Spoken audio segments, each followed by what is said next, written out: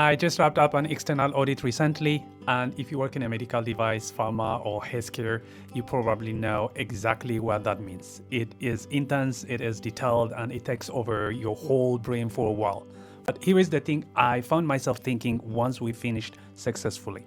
There were two big lessons that stood out for me. The first one is about experience. The more you do something, the less mental resistance it takes. Not because it becomes easy, but because sequence starts to feel natural. You already know what comes first, what comes next, and what an auditor will probably ask before they even ask it.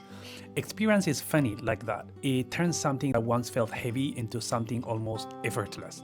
And that's when you realize, oh, this is what expertise feels like. Not a title, not a certificate, just the outcome of doing something again and again until it becomes part of you. But there is also a second side to experience, a darker side, if you want to call it that way. Once you know how something should be done, your mind naturally holds onto that way of doing it. So when someone brings a new idea, a different approach, something that breaks the pattern, the first reaction is often resistance. Not because we're stubborn, but because our brain loves the familiarity. Familiar feels safe. But the world we are in, especially in regulated medical device or industries, changes fast. New technology, new expectation, new leadership style, right? Everything moves, nothing is static. And I've seen brilliant professionals, people who are genuinely good at what they do, lose opportunities. Not because they lack skill or talent, but because they couldn't adapt to when the direction shifts. The moment we cling too tightly to this is how we always used to do or have done it, we start losing momentum. So here is what I'm taking away from this audit season for me.